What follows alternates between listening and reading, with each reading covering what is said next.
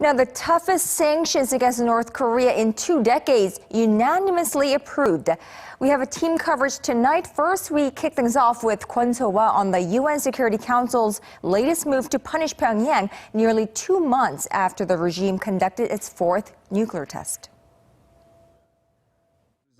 2270. That is the number of the new UN Security Council resolution, which embodies the strongest ever sanctions imposed on North Korea and took the longest time to be drafted.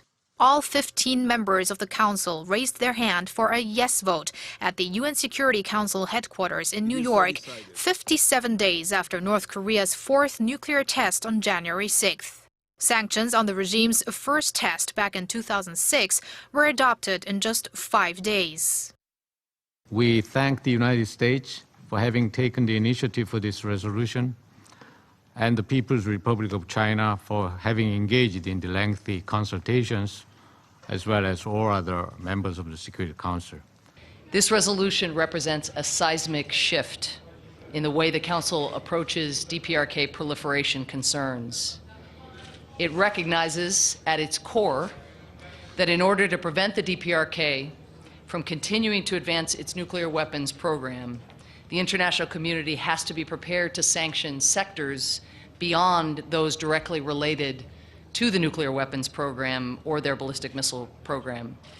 The gravity of the growing problem regarding North Korea's continuous violations and the ineffectiveness of existing resolutions is what led to the South Korea-based, US-drafted, and China-backed tightening of sanctions. They include mandatory cargo inspections, a ban on the trade of coal, iron, and titanium, and an expansion of bans on weapons and luxury items. They also target the banking and financial sector and blacklist individuals and entities linked to Pyongyang's weapons programs with travel bans and asset freezes. South Korea's foreign ministry welcomed the adoption, putting great emphasis on diplomatic efforts to ensure the sanctions are effectively implemented.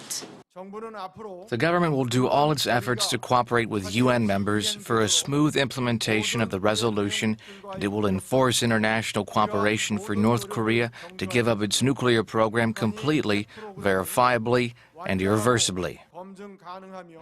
As UN members have to submit a report within 3 months on how they plan to implement the new sanctions, the first meeting on the matter was held with 13 government branches at Seoul's foreign ministry on Thursday. Kwon Soa, Arirang News.